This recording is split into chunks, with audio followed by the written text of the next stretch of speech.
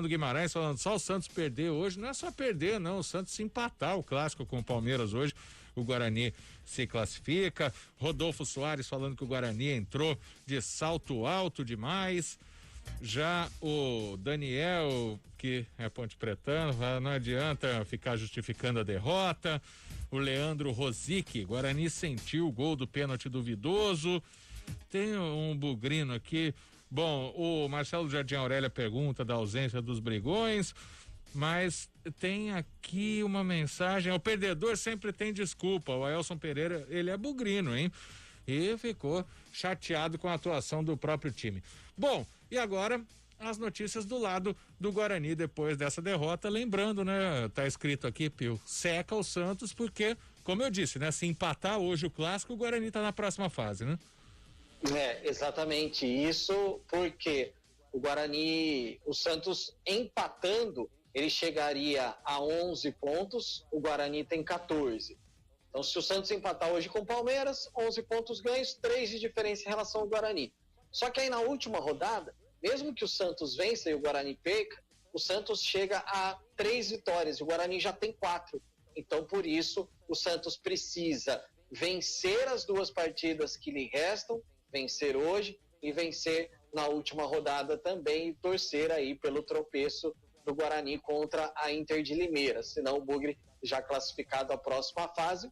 Pode acontecer hoje mesmo, essa é a conta bem simples, Santos no máximo empatando o Guarani já classificado de forma antecipada.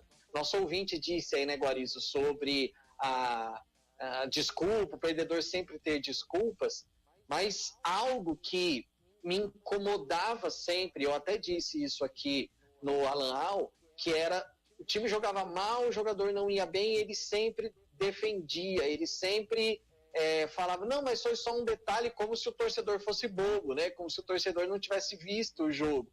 E ontem foi exatamente o contrário. Ontem o Alan, durante a entrevista coletiva, admitiu que o time jogou mal, até fiz uma pergunta para ele em relação ao Davó, poderia ser interessante, porque ele tirou o Davó no segundo tempo, e ele disse, não, vamos ser sinceros, o Davó não estava jogando bem ontem. Vamos até ouvir o que disse o Alan. Isso, eu separei sua pergunta. Ontem o treinador do Bugre reconheceu que o Guarani não jogou bem, não. Não, a gente procurou, ou procurava, né, antes da partida, manter a nossa intensidade, pressionar a saída de bola, que é uma característica nossa, porém as ausências acabam mudando um pouco a característica da equipe, né? São situações individuais que é característica do próprio atleta, mesmo a gente procurando colocar algumas situações de maior intensidade, nós não tivemos isso. Nós ficamos muito abaixo nesse quesito, as nossas transições, as nossas saídas de trás foram muito lentas, muito cadenciadas, conduzimos demais a bola, não agredimos o adversário sem a bola, buscando espaço vazio, e competimos muito pouco, principalmente no primeiro tempo, né? Então eu cobrei, a gente conversou no intervalo, melhorou um pouco, mas não foi nem próximo daquilo que a gente vinha desempenhando. Então a gente vai procurar corrigir, conversar, cobrar e já reagir na próxima partida.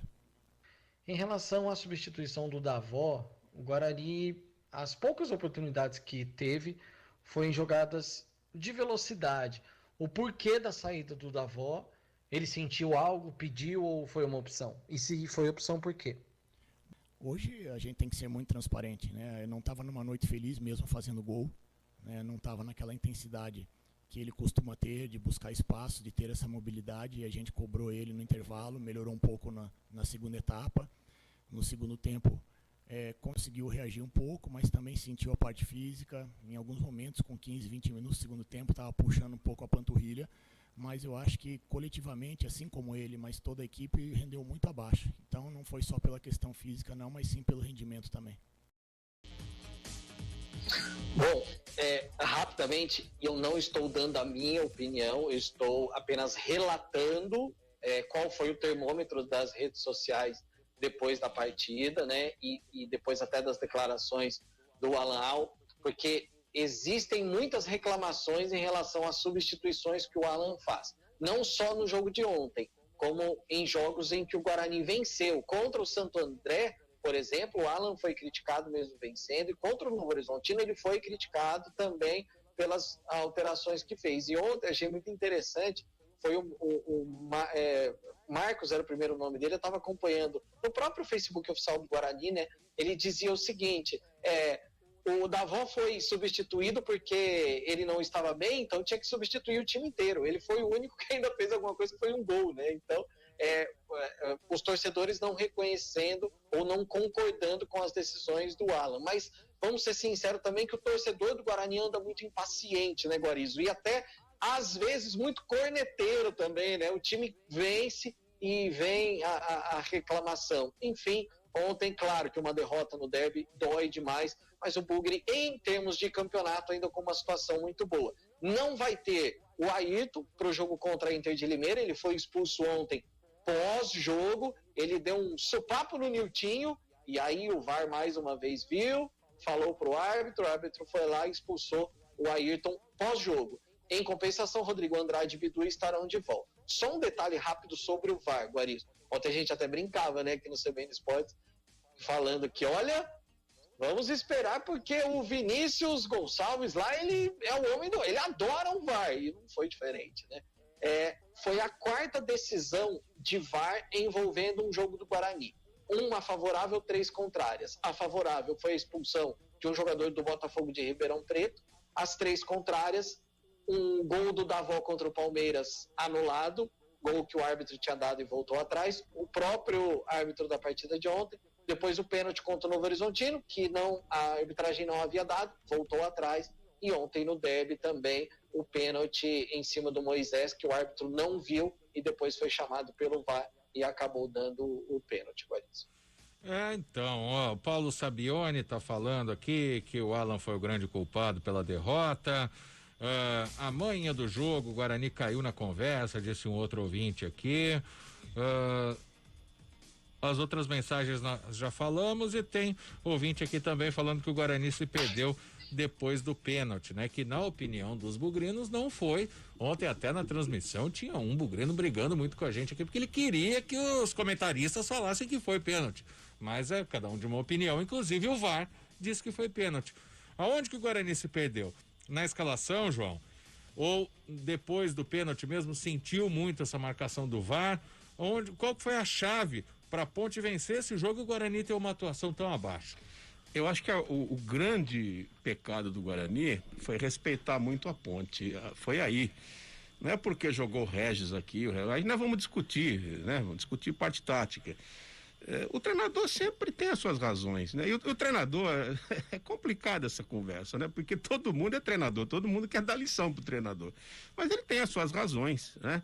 É claro que se você tá num 4-3-3 como vinha jogando o Guarani, você sai de um 4-3-3 com o Rodrigo arrebentando naquela função e você vem para um 4-4-2 praticamente, você muda, isso é verdade, né? Agora, quando você inclui o Regis, você tem uma expectativa que o time vai ficar mais encorpado também, tem esse outro lado, né? Porque se você não escalasse o Regis, ele poderia escalar o Renanzinho, né?